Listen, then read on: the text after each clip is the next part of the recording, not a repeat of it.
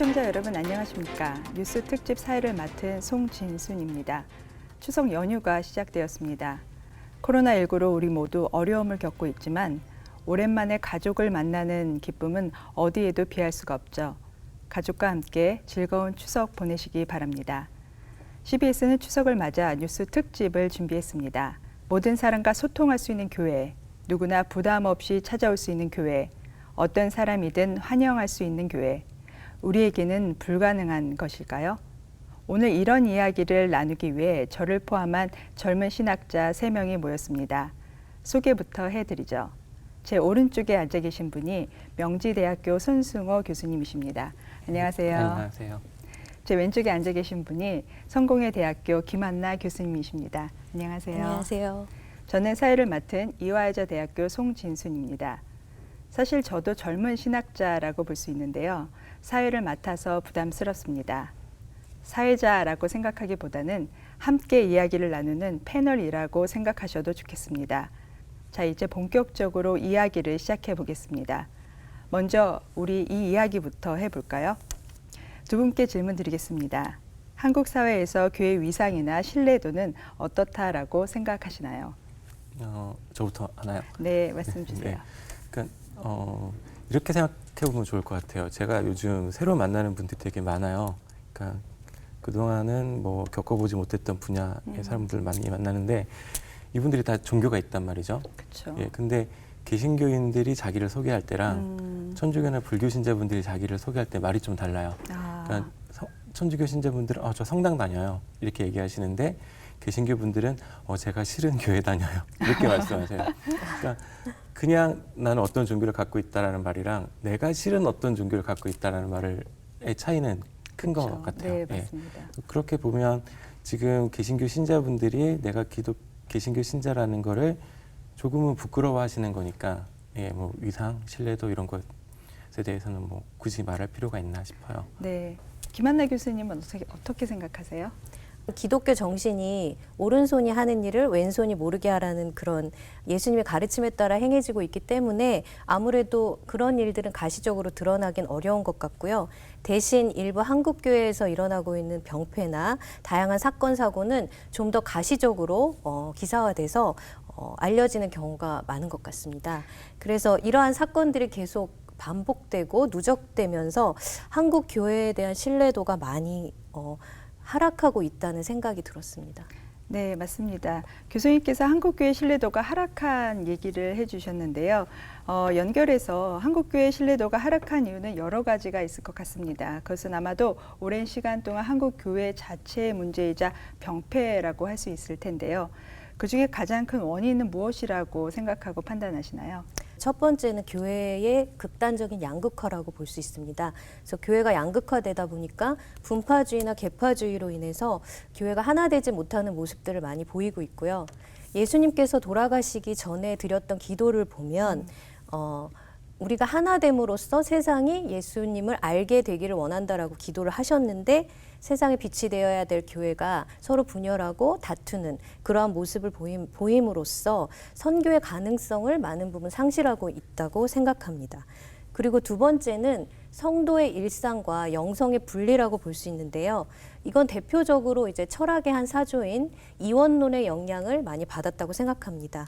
그래서 이 이원론의 영향으로 교회 안에서 활동과 직분 그리고 교회 밖의 일상에서의 생활이 분리됨으로써 그리스도인들이 세상의 빛과 소금이 되기보다는 일상의 영역에서 거룩한 영성을 드러내지 못하는 그러한 실천적인 부분들이 많이 부족해진다고 생각합니다. 김한나 교수님께서 여러 가지로 한국교회의 어떤 신뢰도 하락의 문제를 잘 짚어주셨는데요. 그렇다면 손승현 교수님, 그 한국교회 안팎에서 사실은 그 회개와 자성의 목소리가 정말 많이 나오고 있거든요. 그렇죠. 그리고 교회 역시 기회만 되면 회개해야 된다라고 하는 이야기를 많이 하는데요. 정작 교회를 바라보는 사람들의 시선은 여전히 싸늘하고 교회를 외면하고 있거든요. 왜 그렇다고 생각하세요? 그게 네. 회개나 반성을 교회가 이벤트로 해요. 그러니까 이벤트요? 네, 그러니까 2015년인가 14년인가 그때 네. 저 되게 충격적이었는데 해초리 대성회라는 게 있었어요. 그래서 교계 원로분들이 앞에 단상에 일렬로 쭉 서셔가지고 네. 종아리 걷고 이렇게 회초리 맞는 퍼포먼스 하신 적이 있거든요. 그래서 막 그때 제가 그 방지일 목사님이 그때 살아계셨는데 정말 연로하신 분이니까 뼈에 그 피부만 붙어 있는 그 종아리를 보면서 좀 마음이 아프더라고요. 근데 문제는 그러고 나서 팔로업 때는 뭐 아무것도 없었어요. 그러니까 뭔가 회개를 했다 그러면 그 다음 스텝에 뭔가가 있어야 되는데 그냥 그렇게 한번 하고 만 거죠. 네, 맞습니다. 교회 역시 사실은 사회적 흐름에 따라서 목소리를 내고 있는데요. 저희가 무언가 자꾸 겉돈다는 느낌이 들거든요. 아까 회계에서도 이제 그렇게 말씀해 주셨는데, 예를 들면 교회도 평화를 이야기하고 사회적인 취약계층이라든가 소외된 이웃을 돕는데 굉장히 적극적인데 사람들이 교회의 소리는 받아들이지 않거든요. 그래서인지 교회가 아무리 사회적으로 공헌을 해도 사람들의 마음을 움직이지는 못하는 것 같습니다.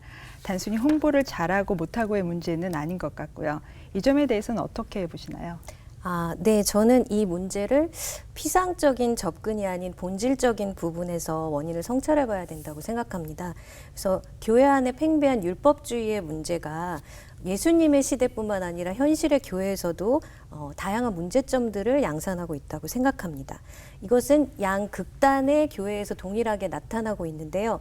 우선 지나치게 내적 편향성을 가진 교회는 이제 개인의 영성과 구원을 자신의 의로운 행위로부터 비롯된다고 여기기 때문에 세상을 향한 선교와 봉사를 자신의 유익만을 위해서 행하는 경우가 많습니다. 반대로 외적 편향성을 가진 일부 교회는 사회운동과 제도적 변화를 통해서 소외된 이웃을 도우려는 시도를 하는 과정에서 하나님의 사랑과 긍휼을 나타내기보다는 세상을 향한 분노나 정죄를 가지고 그 동력을 가지고 일을 하거나 또는 공동체의 도덕적 성취가 목표가 되는 그러한 상황이 많습니다. 이처럼 순수한 이웃 사랑에 기반한 교회의 어떤 사회 참여가 아니라 자신의 유익을 위하거나 공동체의 유익만을 위한 목소리를 낸다면 아마도 우리 이웃들이 그 목소리를 경청하고 마음을 여는 결과를 얻는 것이 좀 어려울 것 같다고 생각이 듭니다. 교회가 순수한 이웃사랑이라든가 본질적인 부분을 놓치고 있다고 말씀을 해주셨는데요. 이 점에 대해서는 그럼 송 교수님 어떻게 생각하시나요? 일단 신학자로 부르셨는데 저도 저 톤으로 말을 해야 되는 게 쉽겠는데요. 네, 편하게 말씀해 주세요. 네. 일단 뭐 이웃 사랑 많이 하긴 하는데, 네, 그게 순수하냐 순수하지 않냐는 조금 그 다음의 문제인 것 같아요. 네. 네, 일단은 겉으로 드러나 보이는 게 멋져 보여야 사람들이 환호하죠. 예, 근데 과거의 기독교의 어떤 사회 참여랑 현재의 기독교의 어떤 자선 활동이라고 만약 구분해서 보자 그러면 옛날에는 한계를 깨고 나가는 교회의 역할들이 좀 있었던 것 같아요. 그렇죠. 네. 예. 교회의 목소리에 대해서 사람들이 잘 귀를 기울이지 않는 건 사실은 사회가 민주화되고 사람들이 똑똑해지면 종교가 하는 얘기를 걸러 들을 수 있어야 돼요. 네, 그래서 이게 꼭 나쁜 것만은 아니다라고 생각을 하는데 지금 한국교회의 문제는 우리가 좋은 일을 많이 하는데 왜 내 얘기를 안 듣지라고 생각을 하시면 이렇게 답을 할 수 있을 것 같아요. 사람들은 착한 애의 말을 듣는 게 아니에요.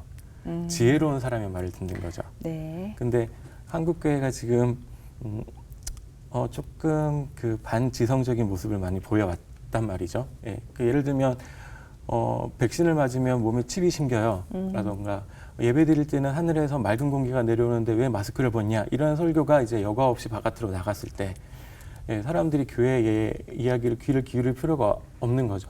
최소한 누군가의 얘기에 귀를 기울이려면 제가 상식적인 애여야 되는데 상식적으로 잘 보이지가 않으니까 그런 것 같아요. 네. 이 시대의 교회가 얼마나 지혜로운 역할을 담당해야 되느냐 이런 점들도 다시 한번 저희가 생각해 볼 수 있을 것 같습니다. 아마도 교회가 안정화되고 보수화되는 측면들이 이러한 새로운 지혜에 대한 요구도 요청하지 않을까라는 생각이 듭니다. 연이어서 한번 여쭤볼게요. 네. 교수님은 교회사를 전공하셨잖아요. 교회가 이렇게 된 역사적인 사건들이 여러 가지가 있을 텐데요. 그중에 결정적인 장면들 있다면 무엇이 있는지 한번 말씀해 주셨으면 좋겠고요. 또 오래전의 이야기이긴 하지만 그 민주화운동 시절에는 교회가 이렇게까지 되지는 않았잖아요. 오히려 사회와 함께 정말 손잡고 소통할 수 있는 교회가 됐는데 네. 어떻게 생각하세요? 일단 아까 그 김 박사님이 네. 김 교수님이 네.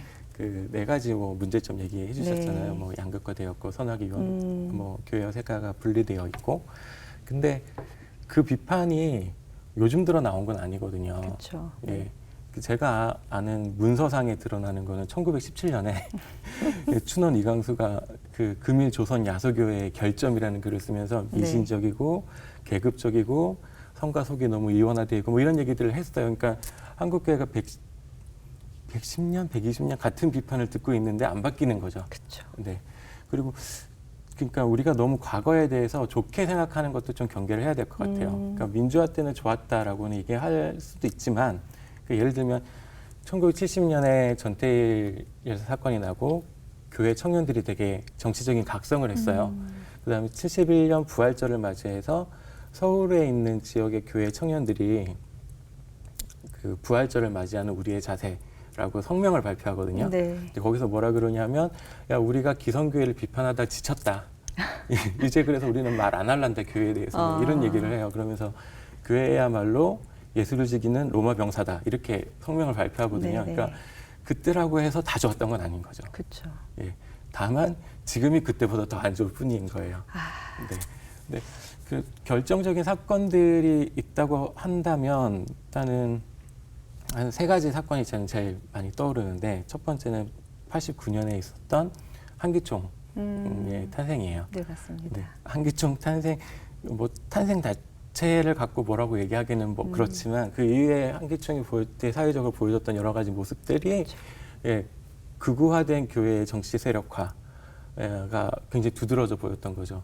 그리고 뭐 그 안에 있었던 여러 가지 부패된 모습들이 네, 한국교회를 대표하는 기관이라고 떠들면 떠들수록 그게 더 밖에 더 잘 보였기 때문에 문제가 됐던 것 같고 교회 내적으로 신학적인 차원에서는 92년에 변선한 홍정수 교수의 출교 사건이 있었잖아요. 그러니까 교회의 권력, 말하자면 교권이라고 하는 게 신학자들의 입에 재갈을 물리는 네, 굉장히 중요한 사건이었어요. 네, 중요하고 심각한 사건입니다. 네.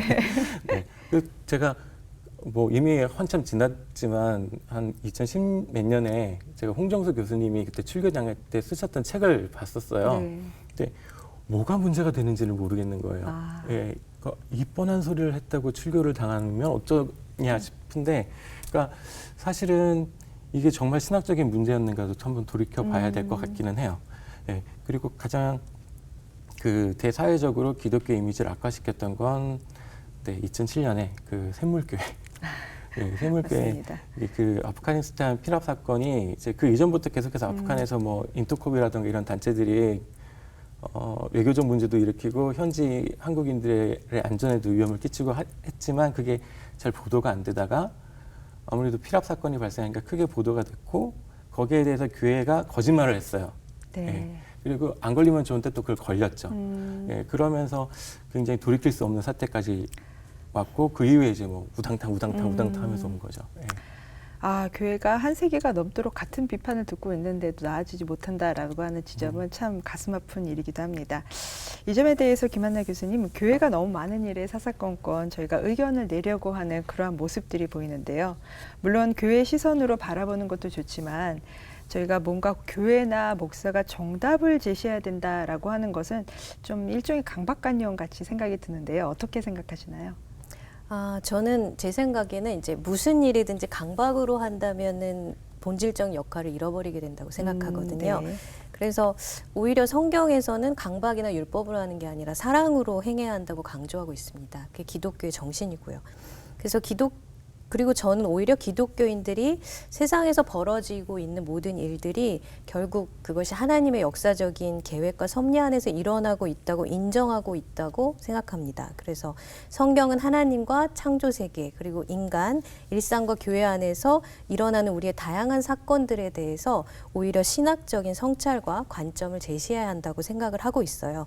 그래서 예수님께서 말씀하시고 가르치신 내용들을 보면은 우리 일상에서 일어나는 아주 소소한 사건들까지도 어떠한 관점에서 우리가 그걸 바라보고 또 어떠한 마음으로 그걸 행해야 한다는 생활 명령들이 가득 담겨 있습니다. 그리고 바울 서신을 보면 교회 안에서 일어나는 아주 다양한 일상의 문제들에 대한 신학적인 성찰을 담고 있습니다. 네, 맞습니다. 사실 예수님이나 바울만큼이나 현실과 소통하면서 실천적인 이야기를 하신 분들이 없을 것 같아요. 저희가 그러한 어떤 맥락의 기독교 뿌리를 가지고 있는데요. 그럼에도 불구하고 교회는 여전히 목회자 중심으로 운영이 되고 고령화가 되면서 세대 간의 갈등은 깊어지고 실망한 사람들이 점차 교회를 떠나는 것이 현실입니다. 사실 교회는 건물이 아니라 그리스도인들의 모임인데요. 이 점에서 한국교회 다시 살아날 수 있을까요? 일단은 기독교잖아요. 네. 네. 명색이 기독교인데 다시 살아나는 걸 못한다 그러면 네. 기독교 하지 말아야죠. 네, 네, 그렇죠. 뭐 기독 예수 빼고 뭐 대한 여호와의 증거 장막 뭐 장로회 네. 뭐 이런 식으로 이름 바꿔야겠죠. 그러니까 근데 다만 우리가 뭐 죽었냐 살았냐를 얘기할 때 뭘 놓고 죽었다라고 얘기할 건지 네. 뭘 놓고 다시 살아난다고 얘기할 건지에 대해서 좀 더 고민을 해보는 게 필요할 것 같아요. 근데 어쨌든 우리는 굉장히 오래되지 않았지만 굉장히 역동적인 역사를 갖고 있고 예, 그 안에서 무수한 문제들을 우리가 헤쳐나왔으니까 네, 뭐 지금의 상황도 그렇게 비관적으로만 볼 건 아니다라고 생각해요. 네. 교수님 어떻게 생각하세요? 저는 한국 교회가 다시 살아날 수 있냐 없냐 이런 가능성을 우리 스스로가 감히 보장하기는 어렵다고 생각해요. 다만 우리에게는 이제 교회를 향한 하나님의 약속이라는 언약이 성경을 통해 주어졌기 때문에 우리의 비천한 상황에도 불구하고 희망의 근거를 하나님께서 우리에게 주신 약속의 기반을 두어야 한다고 생각합니다. 그래서 교회의 역사를 살펴보면 교회가 숱한 위기와 절망, 지금보다 더 어려운 상황들이 많았거든요. 그걸 겪으면서도 지속되고 지금까지 성장해 왔고 그러한 과정 속에는 반드시 교회의 개혁과 갱신의 과정들이 있었습니다. 자, 그래서 이러한 교회의 역사는 이제 교회가 하나님의 언약이라는 그거에 기반을 해서 성령의 인도하심에 의해 존속되고 있다는 것과 성경에 약속한 대로 결국 최후 완성을 향해서 already but not yet, 그러니까 최후 완성을 향해 나아가는 과정이라고 생각합니다. 그러므로 우리의 실수와 연약함에 집중을 한다면 상당히 회의적이고 절망적이겠지만 하나님의 약속에 근거한다면 오히려 희망과 기쁨을 우리가 선취적으로 경험하면서 회개와 갱신의 기회로 삼아야 된다고 생각합니다. 네, 좋은 말씀 감사합니다. 시대가 어려울수록 아마도 우리는 그리스도의 빛에 대한 갈망은 더욱더 뜨거워질 거라는 생각이 듭니다. CBS 뉴스 특집 연휴 첫날 한국교회 이야기를 들어봤는데요. 마음이 무거워지신 것은 아닌지 걱정이 됩니다. 하지만 병을 고치기 위해서는 병명을 제대로 알아야 하니까요. 그런 차원에서 이해해 주시면 감사하겠습니다. 오늘 1부는 여기서 마치고요. 저희는 월요일 2부에 다시 찾아뵙겠습니다. 2부에서는 조금 더 희망 있고 밝은 이야기를 하기를 바라겠습니다. 지금까지 시청해 주신 여러분 감사합니다.